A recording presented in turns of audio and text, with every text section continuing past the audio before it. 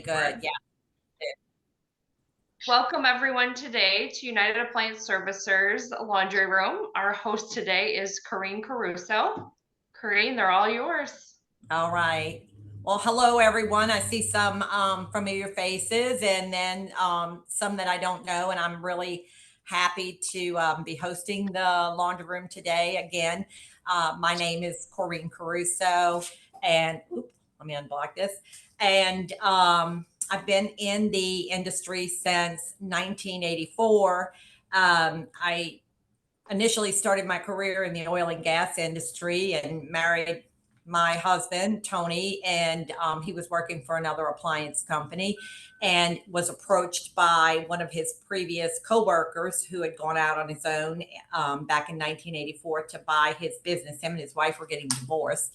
And so my husband and I decided to buy our company. We're in New Orleans, Louisiana. And we've been in business next year will be 40 years. I thought I would go back to the oil and gas industry after I got his office started. And here I am almost 40 years later, still in an industry that I truly love being a part of.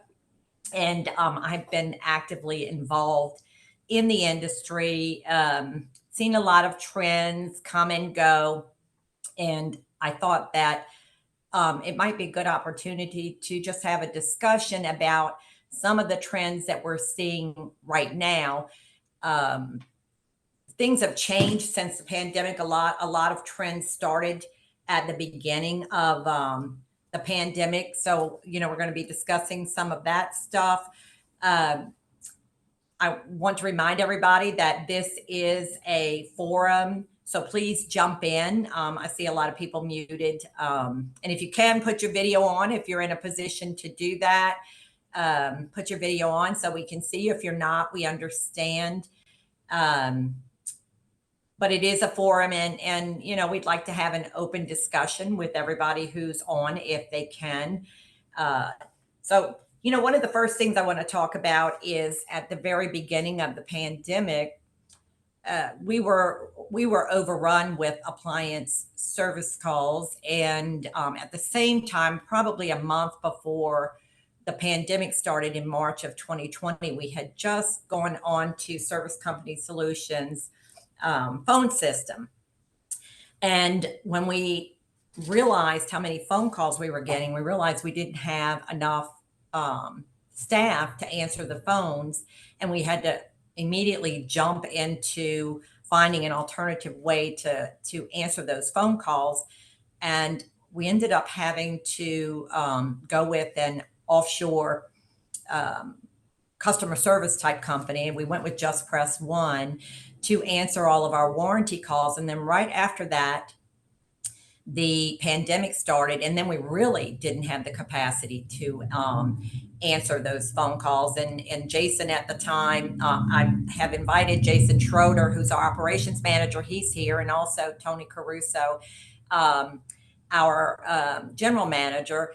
But Jason was here in our customer service department at that time, and life was pretty much unbearable back during that time period because we just didn't have enough people to answer the phone, either because they were out with COVID or afraid to get it. So we were really lucky that we had already contracted with Just Press One to pick up the overflow.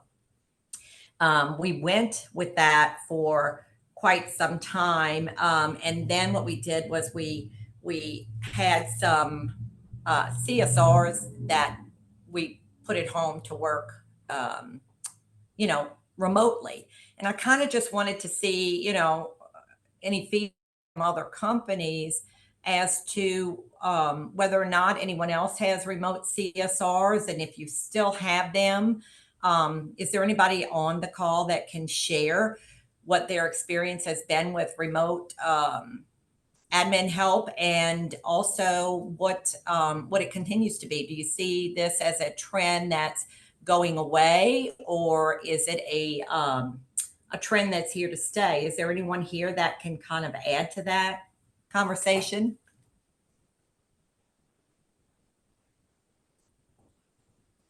Okay. Just Well, to kind of jump in and share a little bit of the details that we ended up contending with because of the people that just press one and bringing them on board was kind of while we all theoretically do the same thing on a conceptual level, a lot of the nuance of what we have to contend with didn't really get conveyed too well to someone who does speak English as a second language kind of thing. So we saw some, we'll say, hiccups with all of that. I have to imagine it would be close to the same with other organizations. yeah, and that's kind of the problem. Go ahead. Was somebody talking? Hey, Kenya. Go ahead, Kenya. Me trying to figure out my phone. Yeah. So sorry. But yeah, so Delphina has always been remote way before a pandemic situation. And we love it. It's fabulous. I really don't think on the CSR portion that the person really needs to have to be in a physical office with you. Yeah. Okay.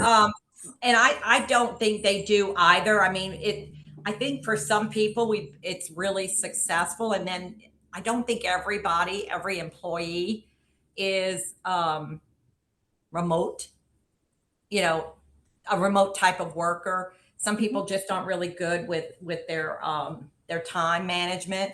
Is that what you found, or have you had great success? So I've had great success. So thank goodness, kudos for her. Yeah. So you have one remote CSR right now? Yes. That's good. And she's been remote since prior to the pandemic. Years before. Yes. Yeah. Yeah. Well, we started Was out. she? Go ahead. I'm sorry. I was going to ask. Was she part of a third party organization, or was this somebody that you had just hired to work remote? I hired. Yeah. Okay, and that was honestly a kind of an important distinction for us too, because we do have individuals that we've hired in-house that still work remote. Our customer service manager right now works 100% remote, and they're able to do it. And I think kind of the disconnect there was individuals that we train in-house, like we did with her, versus another organization that kind of just gives, I don't want to say a default, but kind of a just platform customer service education thing, and then they have to take it and run and do whatever they can with the information that they get, Yeah. But we have noticed that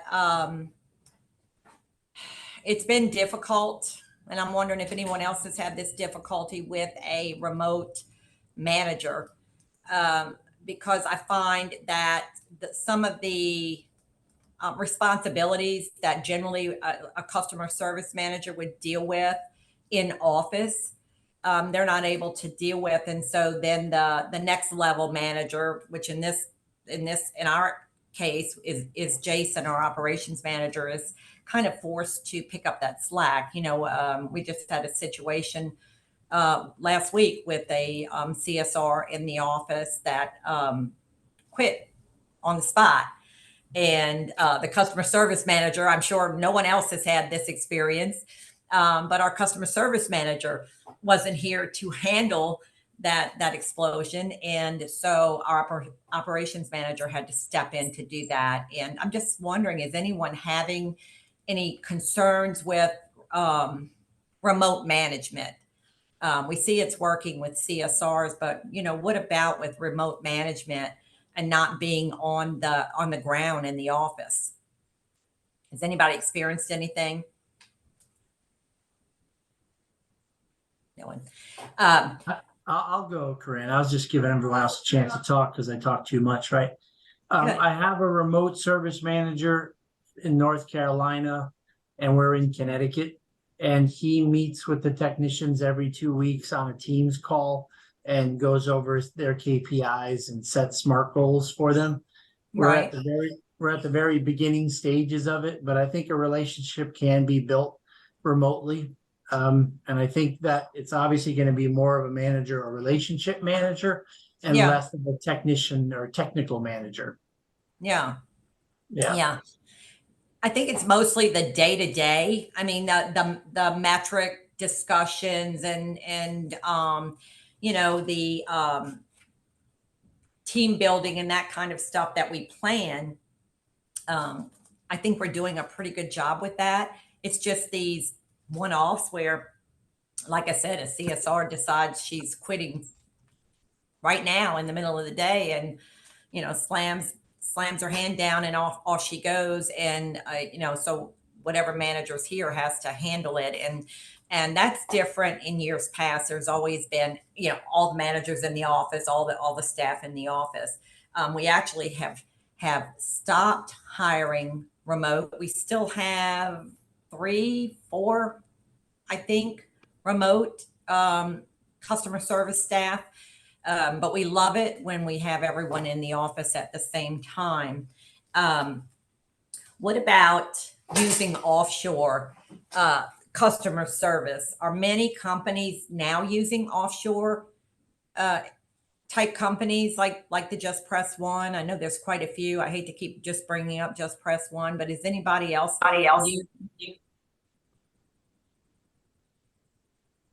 Well, just to go, sorry to intervene, but I just want to talk to you about remote management again, Corrine, and I appreciate you name dropping Service Company Solutions there too. So disclaimer, that's who I work for. So we appreciate that. But the company that I was at before, we decided to have a try that whole remote management type situation. And Right. we were amazed because instead of losing the employee and all that investment that we made with that manager, we were able to, his wife got a big promotion, moved to a different city. So instead of losing him as an employee, well, why don't we just move him to that city and we can have build from there. So long story short, we were able to still have him there. He was interviewing technicians remotely for new positions, CSRs. So we just kind of had to navigate that and make sure that Right. he stayed in front of the employees any way we could through Zoom, just like what we're doing here today. And Right. so what we did make it work, and it worked so well that we were actually able to expand the business right in a new location. So it is possible. It's also really nice to have those remote tools available where he can monitor the employees. And SES has tools like that we can do where they can listen in on the conversation. So you have a good Yeah. idea. So it's like sitting next to your employee, even though you're in a completely different state. So the tools are there, they're available. And but back to offshoring, we also did a little bit of offshoring too, and it worked really well as well. So I just wanted to kind of go back to that management type deal because I think it is possible and it will work out really well too for most companies. Yeah. I mean, we've been making it work. There are just some things that would have normally been handled differently. And if you can adjust to that, you know, in your company, if you can adjust to having, say, an operations manager deal with something that maybe a customer service manager would have dealt with on the ground, then it can work. And I got to tell you, the staff that we do have that work remotely, we track their metrics. You know, we can hear their phone calls with the phone system, so that there's really no reason not to. I mean, we're constantly running new promotions with metrics and all. So we're trying to keep everybody involved and you know, we have a few of them that are close enough to our office. We have them come in, I think once every 2 weeks. Jason, correct me if I'm wrong, but I think they come in once every 2 weeks for a lunch. We usually have a rotation for having one of our hybrid or remote people just come into the office on a day that we're serving lunch. We'll usually rotate it by who's coming in and when they're having lunch, but we'll have one person in the office on a regular basis on a Tuesday. We've got one extra desk that's just kind of set up as a hotel suite kind of thing. So they log into our network, all of their data is there, and they get to be face to face with the people that they you know communicate with on a regular basis, so that they're not just a voice on the phone or a name in a Slack channel. You know, I mean, that's Right. really about it. And even to your point about the remote management, Dan, like a lot of it feels like they just have to have the capacity to have presence. You know, they've got to be able to engaged with their team, their coworkers, their employees, and everything, so that it's not just a name and a channel, and this is a random person that issues a command from afar, and then is done for the next month, you know. Yeah, Right. it's harder. It really is harder to do it and be positive about it. And then we always, whether you're in the office with them and that CSR just gets fed up and quits midday too. I think that's happened to all of us if we've been in the industry long enough.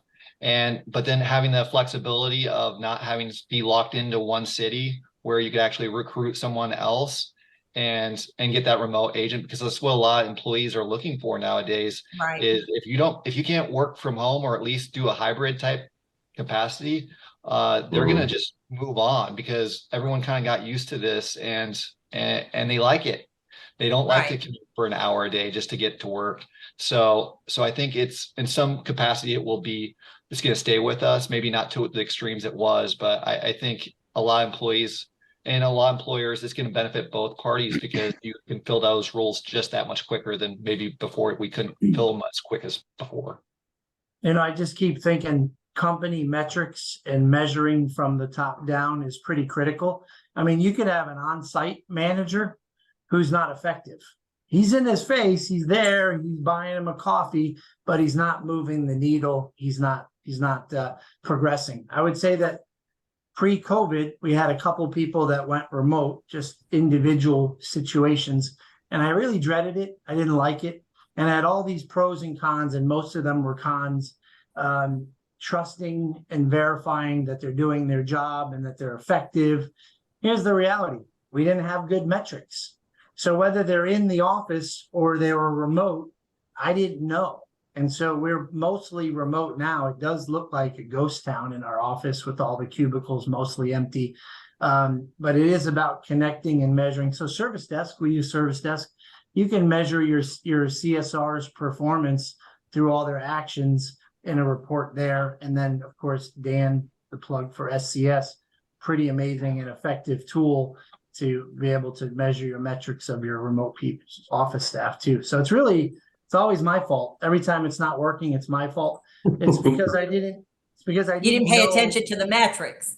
I didn't know what my metrics wanted to be. Right. And so we've been developing them. And then once you share them, they're not going to get it overnight, half of them. And now you got to coach them and eat a lot of Tums.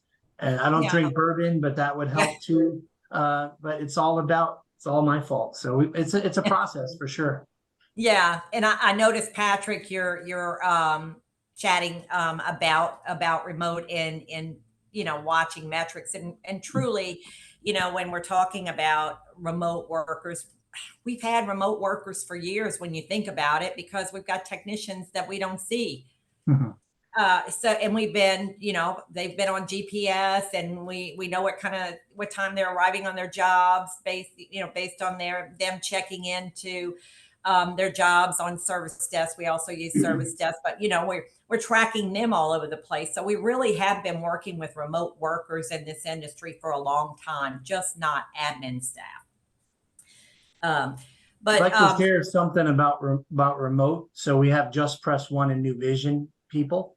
Yes. And what's great about that is that they're your people. They train them ahead of time in your software, and then they become your people. Sometimes you might think it's a call center.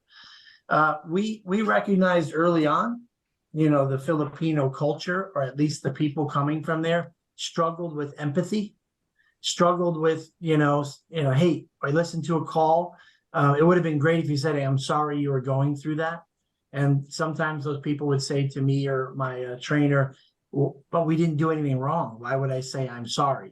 And so we created a whole sort of couple presentations of empathy, training and brainstorming together. It's working really well. There's some shining stars in our remote staff, which is about 8 people from those 2 companies. Some really great people there. That's good. It's really good feedback.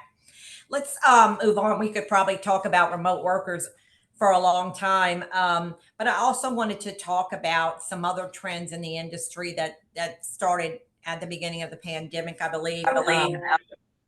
We started at the very beginning of the pandemic, when we couldn't handle the number of calls coming in to our business, which was a great problem to have, but at a terrible time, we started collecting the service charge up front by credit card because we didn't want to hold space on our route for customers who may be a no-show. We just didn't want to waste time and money because we had so many customers calling in, so many people working from home, using their appliances. And so we started collecting service charges up front. And at first we hiccuped with it, but then we realized that it was all in the way you present the request for the money. It's just kind of a matter of fact type thing in advance that you collect up front.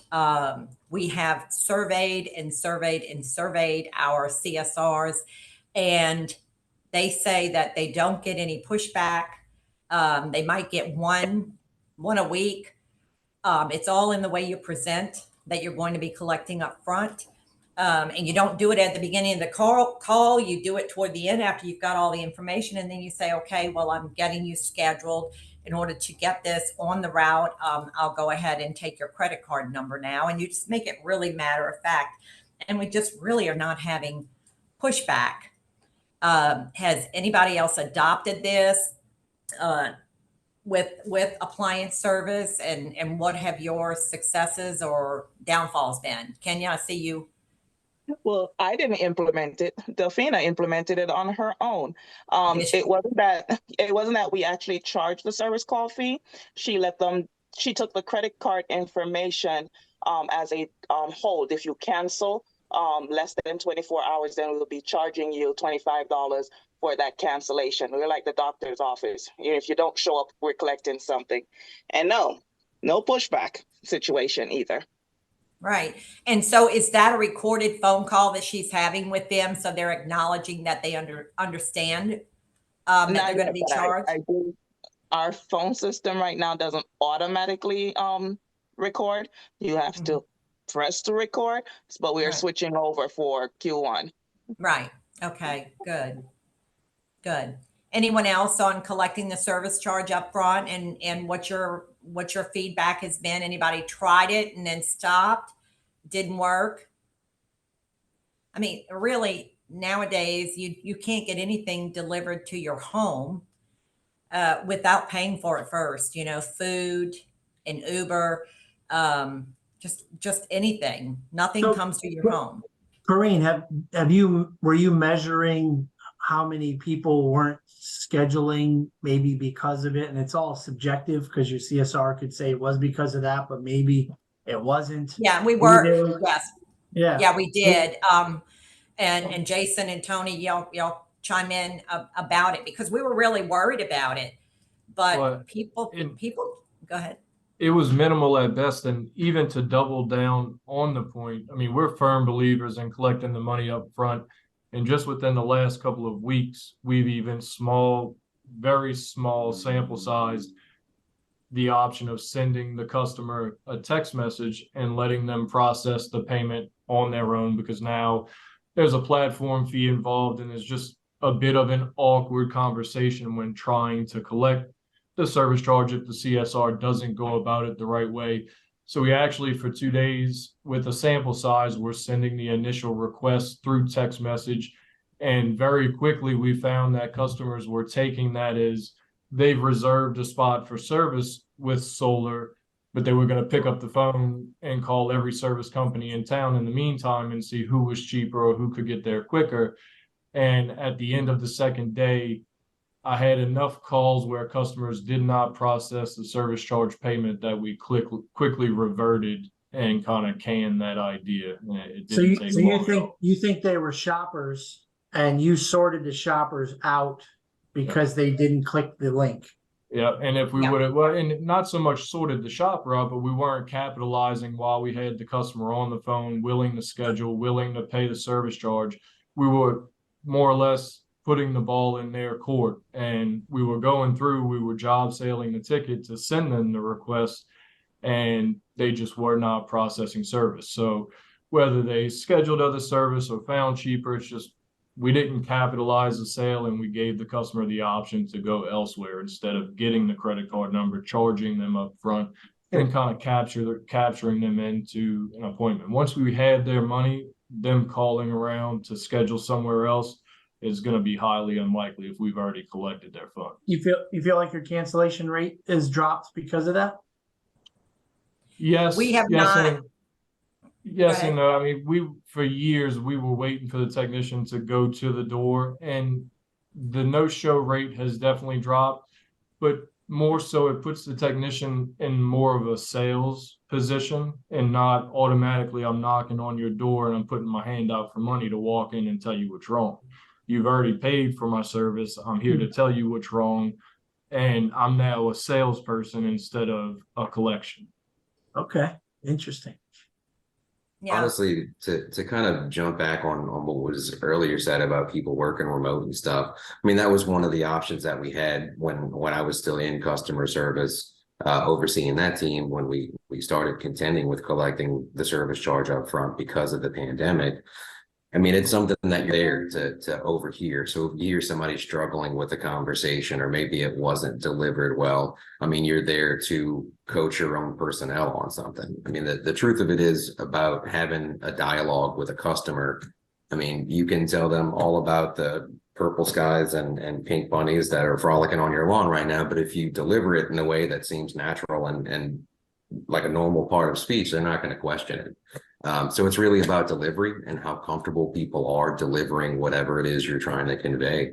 And I know there were a couple times where they struggled. We sorted that out, and now we're at the point where we can still hear the concerns that some customers would have, or customers that are cautious about or hesitant, I guess I should say, to set it up that way. And that's really what I'm basing my assessment on for how many that we actually run into on a regular basis, which is truthfully few and far between compared to the amount that we actually handle on a daily basis. Right.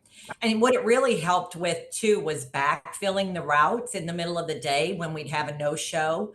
A lot of that simply went away. Very infrequently now do we have to backfill. I mean, it happens, but not at the magnitude that it used to happen. And we run approximately 300 service calls a day, and just say you lose 5% of that.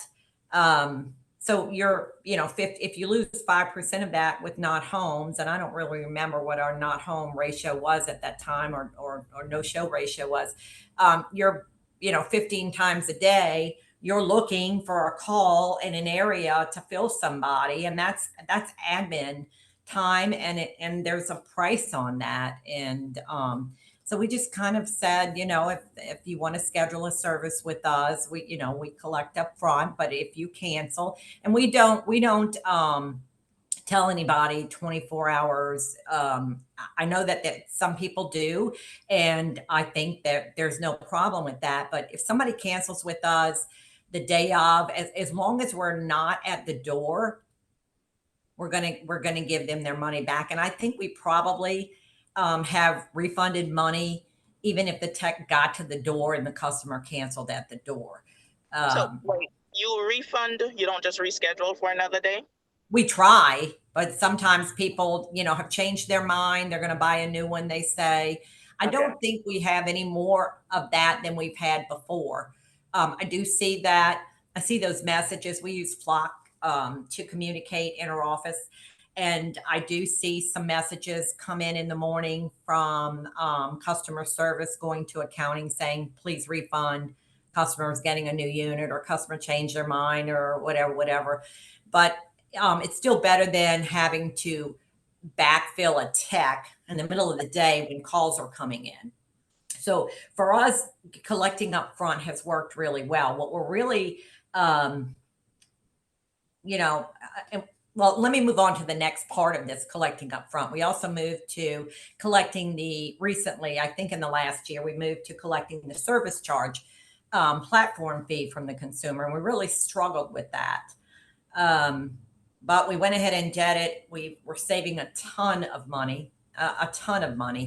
And it was money that was previously going into a black hole.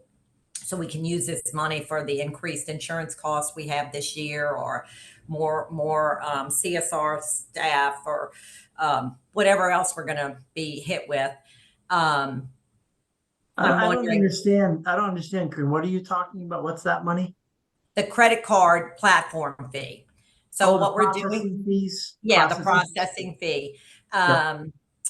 We're using Rossware Pay. I know a lot of people are using iWallet. I don't know that everybody is collecting the platform fee. It's gotten to be a pretty normal thing in our region. Or is anybody else seeing that in their area? Is anybody else collecting the credit card processing fee from the consumer? I know there's got to be somebody in here that's doing it. It's a state to state situation. Yeah, that's some true. states still don't do it. I don't charge the customer the extra. No. I have a quick question. We do. Do We you, do. Jason? Yeah, we charge it. And I'll tell you, like you said, it doesn't seem like customers care because, it's a credit card. They don't see it right there. And like you said, it's money that goes either out of our bottom line or customer doesn't seem to really care. So it's been really good for us too, using Rossware Pay. Right.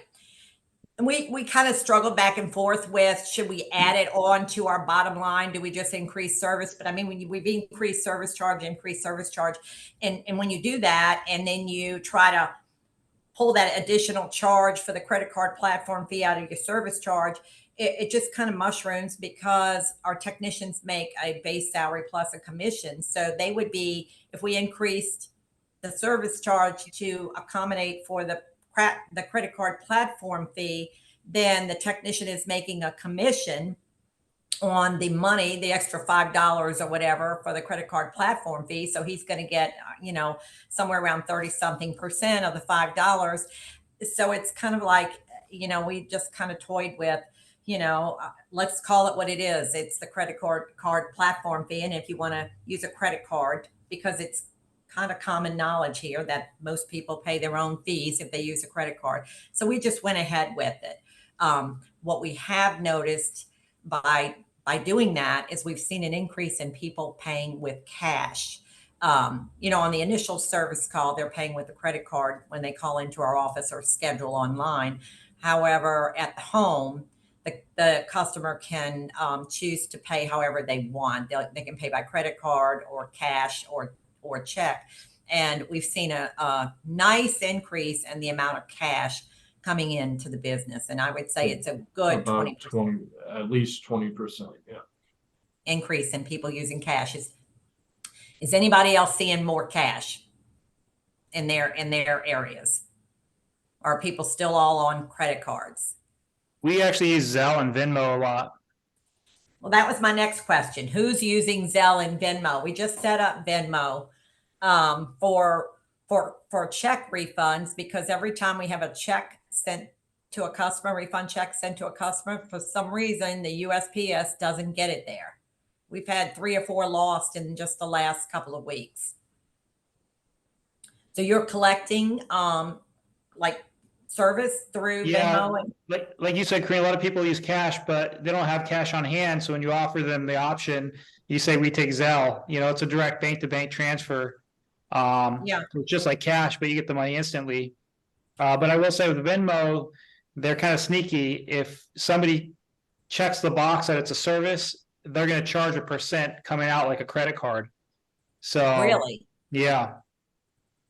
I did not know that. I did hear know. somebody recently say that the more you use Venmo for business, that you get up to a certain level and they want to start charging you like a business fee or whatever, like a credit card fee. Is that what you mean? I don't know about the level, but I just know that you could be $100 charge, and if somebody, the Venmo app will tell the customer, hey, you have this protection. If you want this protection, just check this box. And so if they check that box, it's like 2 to 3% that Venmo will take away off of the bottom, off of the total, just like a credit card from the vendor.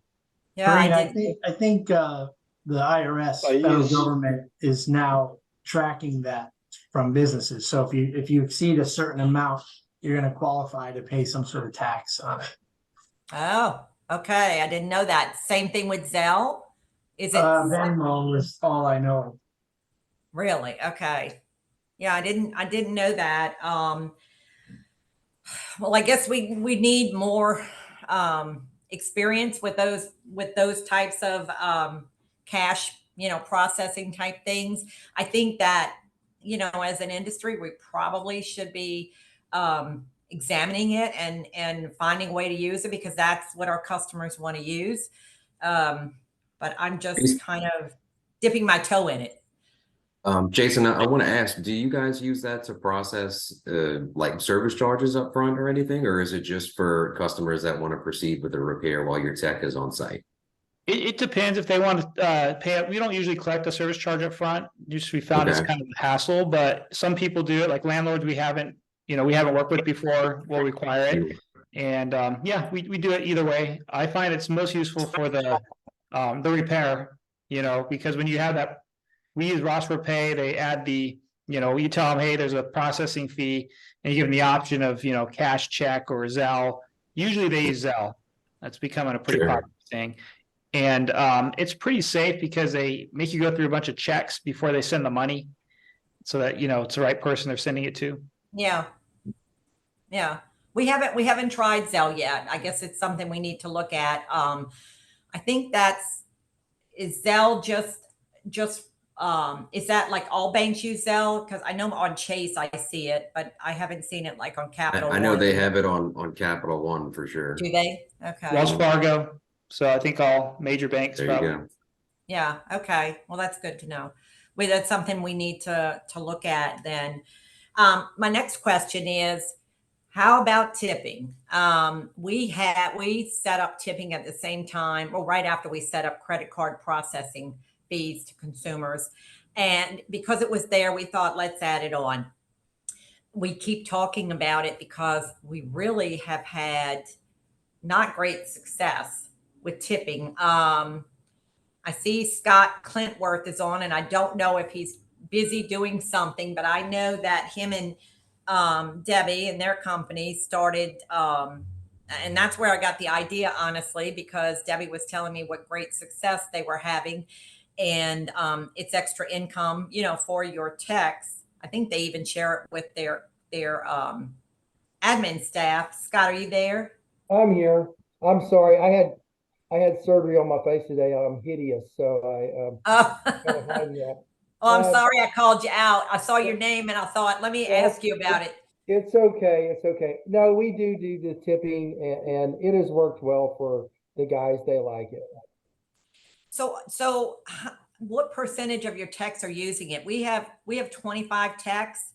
This past October, I saw the tip report today. Only 3 techs got tips. We just don't think our techs, particularly the techs who have been with us the longest, are comfortable presenting it to the consumer. The ones who are using it are our newest techs. So what's your feedback on that? I would agree. There's some guys that are really good at it, and we have got some bad reviews over it. Have you? Yeah, we've got a couple of them. And I asked the guys if they wanted to turn it off, and of course they don't. So no one wants to turn it off. They want to keep it going. So it's been good. I don't know. It seems like it is the same guys over and over and over that get tips. Yeah. And some of them get over $100 a week in tips. So, geez, we don't have anything like that. I think the biggest, I'm looking at the tip report right now. The biggest amount we have for October was $70 for one guy for the whole month. I mean, at the most, we're paying out $135 for October's tips. So I'm just wondering if we're. Does iWallet and Rossware Pay do the standard 10%? You know how you go get a coffee and all of a sudden Well, you can have it set up like that. I mean, we set it up through Rossware Pay as $5, $10.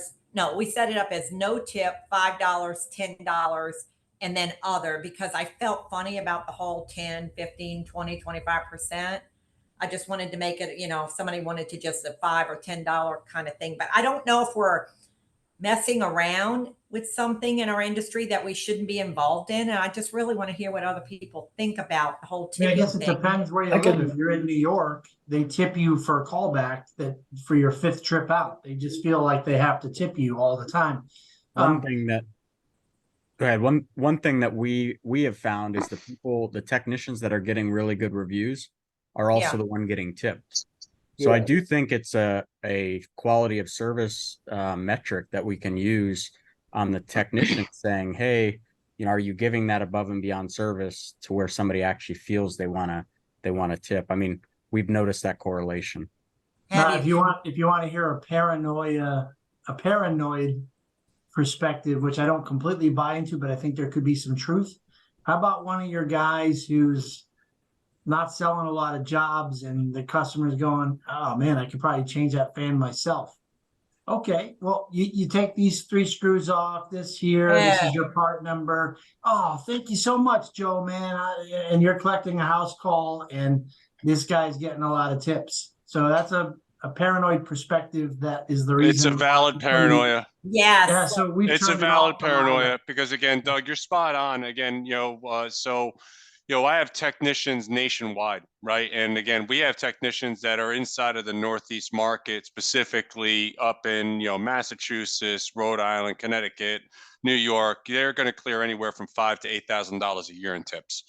And again, we do see it impact wise with respect to the billables that come out of these markets as well. Compare that over to anywhere from the central or over to the West Coast, where again, tipping is non-existent. So they don't make anything in tips, and then the billables are different there. So you're spot on with that paranoia. And again, I would reaffirm that it's not even paranoia; it is a reality to it. Yeah. Well, Yeah, I I have a question because I've been out on the road, for a few months now, and my technician would get tips occasionally, but I've noticed, like literally, I'm like a restaurant. I hand them the device, and no shame in my game, and then the customer will tip. So if the technician takes the credit card information or the payment and the customer never sees the screen, there's nothing to tip. Right.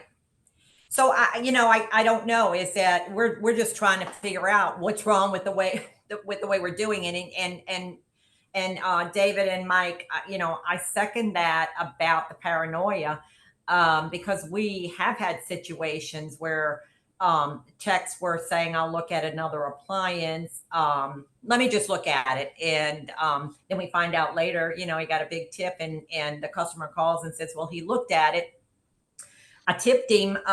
So he definitely looked at it, but I decided not to get anything done now, but I want to get it done now. And we kind of had to slap the back of their hands for that. So, I don't know if we should just leave well enough alone and take the tipping off since we have so few users,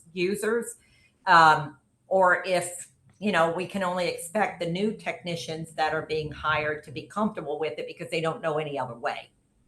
It might be this remote thing. I think it's always been. Sorry, go ahead. Might be the same thing as the remote thing. If you're not tracking your guys and you don't know what they're doing, we're going to have this paranoia and speculation about, are they being effective remotely?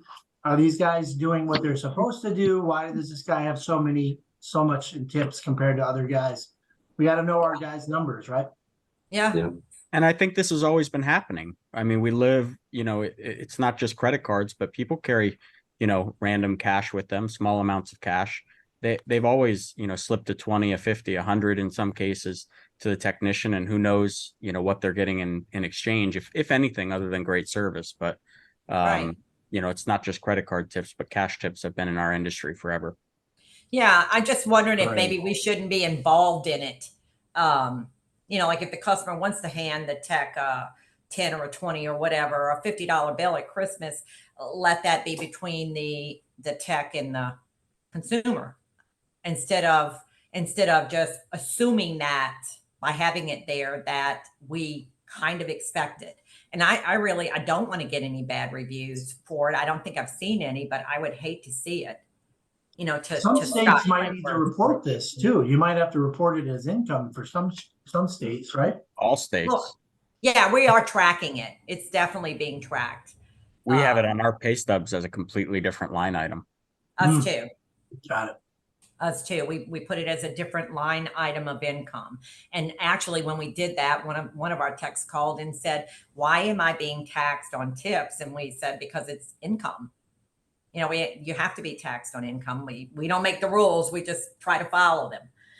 But let's move on. I wanted to talk to you about what we're kind of seeing here in the South, and I don't know, I'm assuming everybody else is seeing it, is customers opting not to make a repair on some of the domestic lower priced appliances. What's really alarming to me is that, you know, I come from a time when we started in business, there was a TV repair shop on every corner, and you can't find one now. And I'm just wondering, because we do notice a bigger increase. I mean, we're going to charge what we have to charge to stay in business. That's always been our policy here.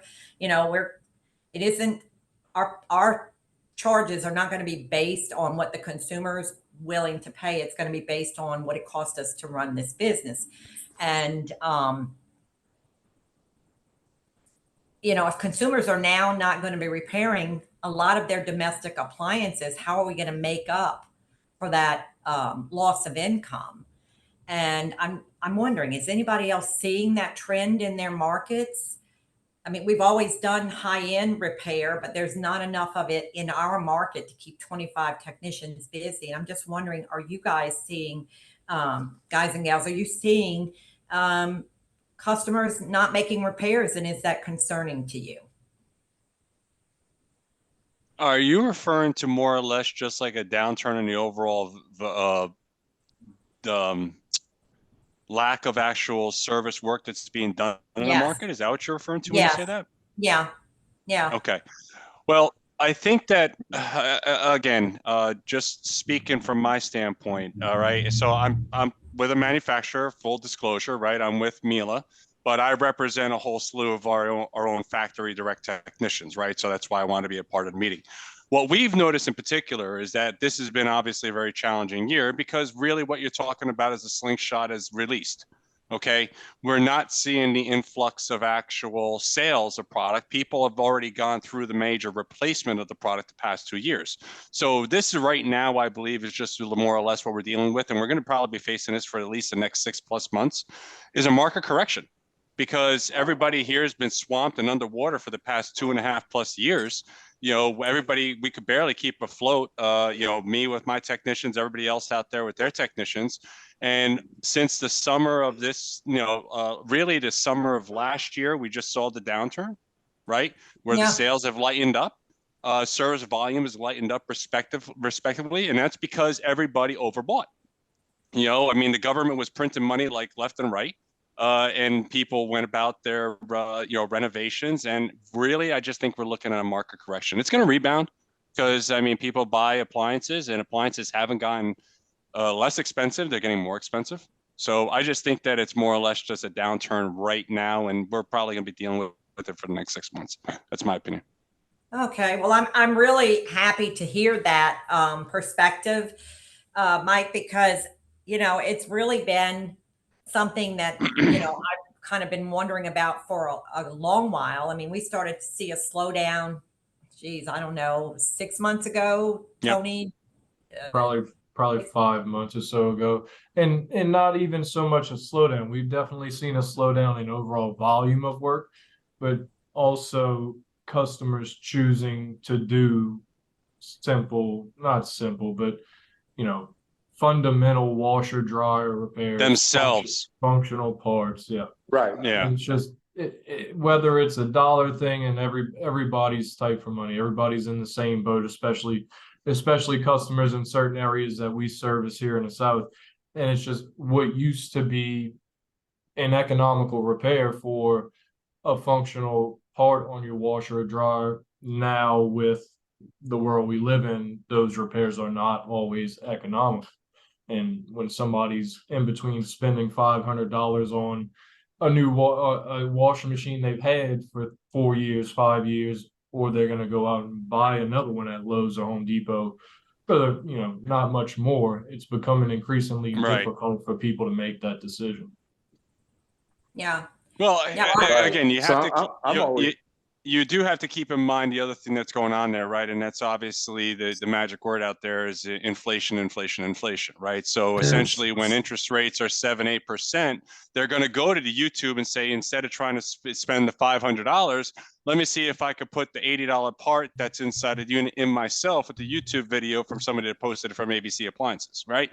Right. So again, there's the other thing that's going on that also is bearing market pressure as far as everything you guys are seeing as well. So I'm not surprised. So, but back to volume, certainly, like I said, everybody spent all their money, right? So doing the renos and doing everything of that nature. So certainly everybody's got newer appliances. You think that the warranty volume would have gone up? Yes, it did, but the tailwind is gone from that volume. So I thought I heard somebody else was going to talk too. So sorry to talk over you. That's fine. Me personally, I just find it beneficial to take that one service call that I'm getting and try to upsell when I get into the house to other appliances that I might see there being something wrong with. Exactly. Yes. Yeah, because a lot of times when the customers see that you are, a decent tech and you're a friendly person and they like you, they try to find additional work. Right. Or I'm looking for it, at the same time, Right. So that helps. Yeah. We call that here, we call it add-ons, Andrew. We actually last month we ran a promotion with our CSRs, and because they're supposed to be asking to add on an appliance on every call. I mean, we started our business doing warranty, and we still do warranty because it's a good way to grow your business. But you've got to do something else with those warranty customers because you're getting your foot in the door. So it's important, up front to have the CSR ask. We always, whatever customer it is, whether it's a warranty or a COD customer, we always ask them if they have another appliance in their home that needs to be serviced at the same time, because we offer a discount since we're going to be in the home anyway. So we offer a discount, and it's usually about 50% off of our service charge, our regular service charge. And it's amazing. Some customers will add on, 3-4 appliances, and they'll just think, okay, well, last time I used my freestanding ice maker, there was water in the bottom of the bin, and my washer's been making this sound, but I can live with it. But since you're going to be here, so we ran a promotion last month, and we've always pushed add-ons.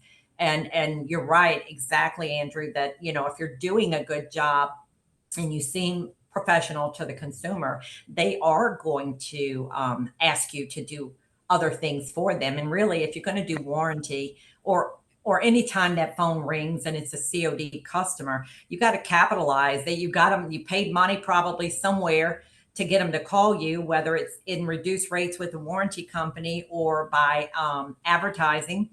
And you need to capture as much from that consumer as you can. And it can be more than just an add-on. You find any way to create a revenue stream, whether it's dryer duct cleanings or ice maker cleanings, and then that ice maker cleaning turns into getting a customer on a 6-month repetitive basis ice maker cleaning, because that's what you've recommended and the manufacturer recommends. Just capitalizing on any opportunity while you're there to get revenue streamed.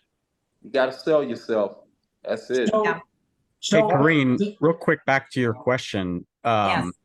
We're seeing the exact same thing, that the low end domestic appliances are getting very tough to sell the job. And I think that's because our costs of doing business have risen so much, while these manufacturers are still producing in such volume to where you can still find a $600 washer or dryer. Yeah. And the price of retail has not risen the way that the price of service has risen. Yes. And I think that's one of the biggest differentiators. David, filling that gap. It's a huge concern for us. I mean, we really have been over the last couple of years and recently more aggressively looking at other revenue streams, because you can never just sit back and say, okay, we've made it, because you're never there. I say that all the time to the peer groups. And to that point, David, the way we combated that for years was offering a lifetime warranty. And when a customer was on the fence with that questionable repair because of the dollar amount, we were offering and we were aggressively pushing a lifetime warranty on the parts that we sell you and install for however long you keep the unit or the manufacturer produces parts for the unit.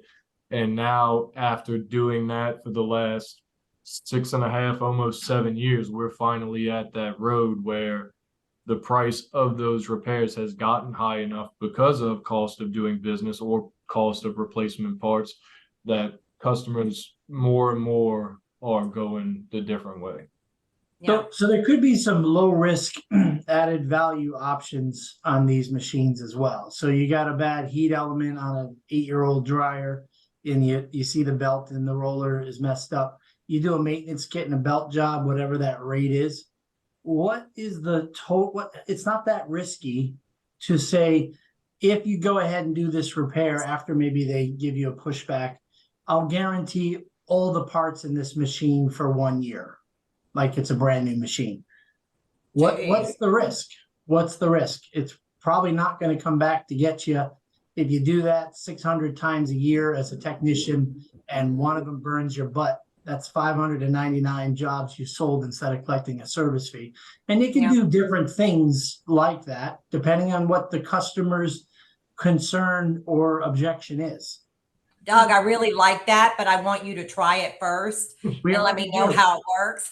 We And already works, do, I want but to try it. the hard part, Corrine, is when you have 16 techs. When it was just 3 of us, we've always done this. It's called making magic. If you believe the machine should be fixed, then we'll figure out what they're frustrated with or what they're concerned about. And if it's something that we think is not going to be an issue, then don't make it an issue. Give them the peace of mind. But 16 techs, 2 years, a year and a half experience, and a bitter 30-year experience guy, to get all those people on board is the hard part, Corrine. Yeah. You know, but it's definitely, for you guys that are smaller, it's an easy solution. I've heard people in our online community freaking out about a 1 year or a 5 year or a lifetime part warranty. It's not going to come back and bite you so much. And it's all about added value and giving peace of mind in the decision to go ahead and fix it. So for $425, if I get 5 or 6 more years, I'm happy. And so are we, right? Right. So are you currently doing that? Is your company currently offering that, Doug, where you're there's 2 or 3 guys. There's 2 or 3 guys that know how to write the ticket up so that we're aware of it and we can track it. And then for our guys who have a high walk rate, and we talk to them and say, what are you doing? What do you think you can do to move that number from 40% to 30%? What do you think you can do? And if they've got a mind block, if they're just thinking there's no way, guess what? We're going to join in. So here's what I want you to do. I want you to call us on every walk. Quote the customer, step outside, give me a call, give us a call. And then we may not offer that every time, but a Maytag dependable care washer with a leaky pump, which rarely happens, that and a set of belts, that sucker is going to run another 20 years. Make some magic. So give that technician something to do. But to your point, I would love to be able to empower our CSRs and our technicians with like a list of options to make great decisions, to be able to make magic right there in the house and not have to ask for help or us miss it later. I mean, I love it. I'd like to hear a dollar amount. A list, a dollar amount can work the same way. Here you have a set dollar amount. Feel free to make the best decision within this range of money that'll sell the job or take care of the customer and police. I like that a lot. Yeah. I mean, I think it's a new perspective for me anyway, to hear, to just, instead of saying lifetime part warranty, to say, we'll warrant the entire machine for another year if we replace this part. We really don't believe that you're going to have any other issues. Sometimes it's like new when we're done. So just make it new. A new machine's a 1-year warranty. But this one only lasted 5.5 years. That's what's going to happen when you buy another one. You could get 3. You have soccer kids starting to grow up. Is that, I'm seeing that out there. So I can make it cheaper in the end and get you up and running today. Yeah. Yeah. I like that. I really like it. I'd like to It's hard to implement though, hard to implement. Yeah, well, I would like to have more conversations about that. I mean, it could be something in the industry that more of us adopt if we kind of know what to expect out of that type of policy, like who to trust and who can do it. Corrine, on Doug's point for value added, or has there been any records to kind of track if you had, say, the parts on stock in the truck, you do the repair that day? How many people are willing to just go ahead and pay it so they don't have to go to the store, get rid of it, the convenience of that? Is that you're finding that they're still not wanting to do the repair even if you have it in stock? That's a good I don't know point. that we have any active like won't proceed with the repair kind of thing. I don't know that we've run into that scenario, truth be told. I know there have been I think there was one customer that we had maybe a couple months ago that was just an outright buyer's remorse kind of thing, that the tech actually had the part with them and everything, and they still tried to do a chargeback on the card or something to that effect. But on a regular basis, I couldn't tell you a scenario where we ran into that one. Well, I've had some higher end customers that are they've been like that. I give you this one example. A customer that lives on a lake. He's in a hurry. His wife made the phone call for service on the dryer, and I get there, and he's an engineer, so he knows everything just about. And anyway, I tell him, I said, well, I diagnosed the problem. I give him the estimate and everything. He says, well, you know what? I talked to my son last night, and he said he replaced the fuse on his dryer, and it worked just fine. He said, are you sure? I said, well, I am sure, and I have the parts. I said, so, you got to make the call. Of course, you're the customer. But he said, you know what? Yeah, you're absolutely right. I'm not. How much is it? I don't care how much it is. Just fix it. And problem solved. Yeah, the problem exactly. is solved. Yeah, exactly. Yeah, I mean, how often? And we kind of had that discussion earlier when we were talking about collecting the credit card up front here in the office. We were having this conversation, and Jason said, it's kind of like you're standing in line, and you've been standing in line for a while, and you've already committed. And then when you get up to the front of the line and they don't take your credit card, it gives you options. And that's true. Right. You get options, and it's better to capture it when the customer's ready to hand over the money. Right. And that's where we made our mistake with sending a text message out and waiting for the customer to pay. Yeah. Instead of just getting it while we had them connected on the phone. So Corrine, before Sarah jumps in here, because we're getting to the hour, I just want to say, man, you killed it today, because these laundry rooms came out of early morning brainstorm sessions at ASTI's, right? And it's an open conversation for us to come and to talk and to listen and to suggest ideas and think poorly of our friends' decision ideas, but no, I'm just kidding. But it's not even topic driven. It's like, what's on your mind? What's on your business today? And you did a great job. It can get weird and awkward if no one says anything for 10 seconds. It feels like an hour for you, right, Corrine? But you did a great job. I got to tell you, I could talk to a wall. I was hoping I wouldn't have to, but most people who know me know I can talk to a wall. But I was anxious to do this one on trends, and really only covered half the material that I thought we would, because I really wanted to hear from other appliance service company owners. What are you doing? What are you seeing? Because we're in our own little world here, thinking, that the world is as according to solar, refrigeration, and appliance service, but we don't know what everybody else out there is experiencing until we speak, until we all talk. And, we usually grab it all in when we're at ASTI, but, we figured this was a great opportunity. And yes, you're right, Doug, this did, the laundry room did come out of the early morning brainstorming. I'm not an early morning person, so I'm more of an afternoon brainstorming person. But I just love the conversation today, and would love to visit with everyone again soon. And I really appreciate the feedback in the chat. I see we're up to 74 on the chat, and that's really exciting. And I'd love to do this again with everyone and more, and just revisit some of this discussion that we've had today. So Corrine, it sounds like you're volunteering for an afternoon brainstorming session at ASTI, right? I would definitely do it. I would do it. Write that down, Doug. I love the industry. I'll sign her up right now. Yeah. Just let me know what day. We will. Yes, for sure. Well, thank you all for joining us. We hope to see you tomorrow on our webinar for Paycom, our newest benefit for our members. If we don't see you there, we look forward to seeing you on the next laundry room. And if you haven't booked your ASTI hotel room, we highly recommend it. Please go do it now at asti.us. Thanks, Sarah. Thanks for getting this going. Oh, my pleasure. Thanks, everybody. Have a great day. For coming on. Bye-bye. Yep. Nice beard, David. That thing's looking scraggly. Are you going for like the long mountain beard? Is that what you're going for, David? Okay, it's pick on David time.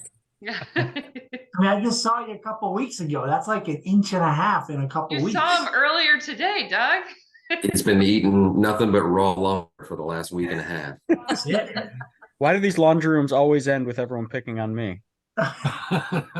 Jealous of the beard, man. I don't know, David. I feel really sorry for you. Jealous of Better the beard. you than me. Yeah. Bye, guys. Have a great one.